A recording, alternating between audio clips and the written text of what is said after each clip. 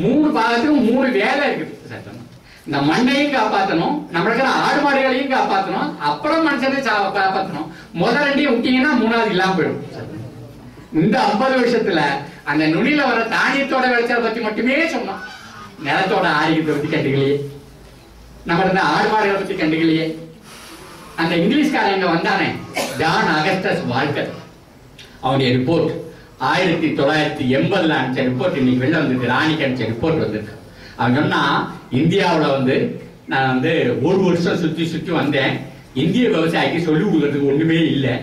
நான் தான் அந்த விவசாயத்தை கத்திட்டு வந்தேன். என்ன கத்திட்டான்னா, மழை ஒழுங்கு முடிஞ்சதையும் விவசாயி களைப்பட்டு எடுத்துட்டு ஓடுறாரு. எதுக்கு? அந்த நிலம் கெட்டியாகி போயிடுச்சு, காத்தோட்டம் இருக்கிறத சுரண்டி கொடுக்க போறாரு. அந்த வேரடியில காத்தோட்டம் வேணுங்கிறத இந்திய விவசாயத்தை நாங்க கத்திட்டேன்னு சொல்லி அவன் ஒன்னொன்ன பத்தி தெளிவா இருக்கான். என்ன தெளிவா இருக்கான்? அவர் ஒரு கலப்பை வச்சிருக்கிறார். அதை தோல்ல தூக்கிட்டு உள்ள இருக்கிற வாயில கொண்டு அங்க உள்ளி விட்டு வந்துடுறாரு. நம்ம டாக்டர் அப்படி தூக்கிட்டு போக முடியாது தோல்ல. அந்த கலப்பையை ரிப்பேர் பண்ணி கொடுக்கிற ஆசாரியார் அந்த உள்ள இருக்கிறாரு. டாக்டர் ரிப்பேர் பண்றதுக்கு இல்லாத தலைமைகள் இருக்கிறார். அவருக்கு கலப்பையால உள்ளிட்டு போகும்போது அவர் கொண்டாடி பின்னாடியே அந்த புள்ளெல்லாம் பொறுக்கிட்டே வந்துருச்சு. நம்ம கலப்பை அறிவு பிள்ளையும் உள்ளுக்குள்ள போட்டு அமைச்சிருச்சு. இன்னும் நல்லா செழிப்பா வளர்ந்து அந்த அடும் உள்ளுக்கு போறப்போ அந்த கொங்கு மண்டலம் இருக்கிற விவசாயிகள் அந்த மாடுகளை தன் குடும்பத்துல ஒரு ஆளா பராமரித்தாங்க. தனக்கு எப்படி உணவுக்கு இடம் ஒதுக்குறானோ அது போல அந்த மாடுகளுக்கு இடம் ஒதுக்கி தீவனத்தை வளர்த்து போரா வச்சுக்கிட்டு புல்லுல காலத்தை தீனி போட்டு அந்த மாடுகளை காப்பாத்துறாங்கன்னு சொல்றோம். அந்த மாடுகள் இன்னைக்கு லாரியில ஏறிட்டு கசாபடி போயிட்டு இருக்கா. அப்போ அமெரிக்காவில் இருக்கிறவருக்கு இந்த நிலம் ஒரு ஃபேக்டரி, மாடு ஒரு மிஷின். நமக்கு 2ம் தெய்வம், 2ம் தாய். பூமியை வழிபடாம நம்ம எந்த காரியமும் செய்யறதில்லை, பசுமாடை வழிபடாம எந்த காரியமும் செய்யறதில்லை. அப்போ தாயை நீங்க ஒரு தாய்க்கு விஷம் போடுவீங்க, சூரடான் திரும்பிட்டு களைக்குள்ளி எல்லாம் போடுவீங்க, இன்னொரு தாயை படைகாலத்துக்கு அனுப்புவீங்க. அப்ப நீ உங்களை எங்க அனுப்புறது? இந்திய குற்றவியல் சட்டத்துல 302 படி உங்களை குற்றம் சாட்டி எல்லாத்தையும் உள்ளுக்குள்ள தரணும். அங்க ஆயுள் தண்டனையா தூக்கு தண்டனையாங்கிட்ட மட்டும்தான் முடிவு பண்ணுவார் ஜட்ஜி. அவ்வளவுதான் பாக்கியம். அதனால நாம என்ன செய்ய வேண்டியிருக்குது? மறுபடியும் நாம பார்த்து கொள்ள வேண்டிய காலகட்டத்தில் இருக்கிறோம். ஆகையினால மறுபடியும் இந்த வந்துடும். அந்த 2வது விஷயம்,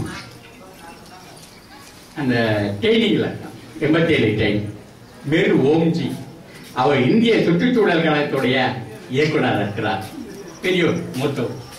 அவர் சொன்னாரு பேசும்போது, இனிமேல் உங்களுக்கு பருவமழையே பெய்யாது சொன்னாங்க. பார்த்து பேசும்போது சொன்னாரு, கரூர்ல மழை ரொம்ப குறைவா இருக்குது, எதிர்பார்க்க நேரத்துல பெய்ய மாட்டேங்குது, எதுக்கோ ஒரு நாள் எங்கேயோ தோணுது, அப்படி எல்லாம் இருக்குது. அவர் சொன்னாரு உங்களுக்கு பருவமழையே பெய்யாது.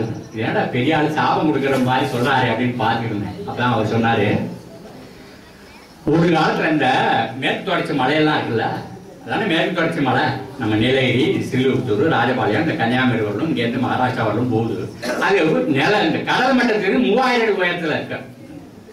அது மேல 300 அடி உயரத்துக்கு மரங்கள் கூட்டம் கூட்டமா இருக்கு. இது 2க்கும் பேரு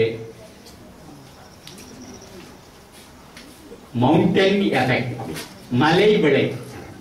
மலையும் இருக்குது உயரமா, அது மேல மரம் இருக்கு. 2ம் என்ன பண்ணுது? ஒரு குளிர்ச்சியை உண்டு பண்ணி அரபுக்கடல்ல இருந்து வர்ற மேகத்தெல்லாம் மழையா மாற்றுது. அது அந்த பச்சை கொடை மேல அந்த மழை விழும் போது அது வேகம் தணிஞ்சு மெல்ல சாப்பிட்டு வாய்ப்பு பிடிக்கிற மாதிரி இந்த மண்ணை சேருது. அங்க அது இலைகளையா கொட்டி மெத்த மாதிரி வச்சிருக்கு பூமியை, அதான் தண்ணி அப்படியே வாங்கி வச்சுக்கிட்டு அந்த வெடிப்புக்குள்ள கீழே இறக்குது. அதான் மழை காலம் முடிஞ்ச பிறகு உங்களுக்கு 6வது.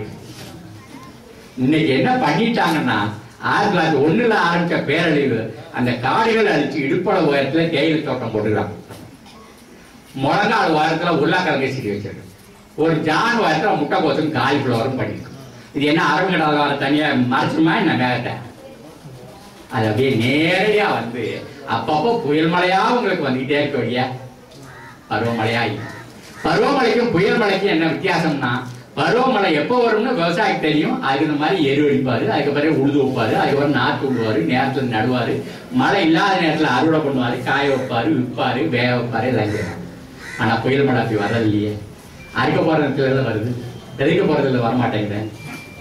அதே மாதிரியே அந்த கீழே கடற்கரை முழுதும் நமக்கு இருக்கு, தமிழ்நாடு முழுதும் இருக்கு. அங்க அலையாட்சி காடுகளா இருக்குது. அந்த சுனாமி வந்த நேரத்துல அந்த கோடிக்கரை கடல் மட்டத்துல இருக்க அந்த கரை. ஆனா அங்க வெள்ளம் உள்ள வரலையே.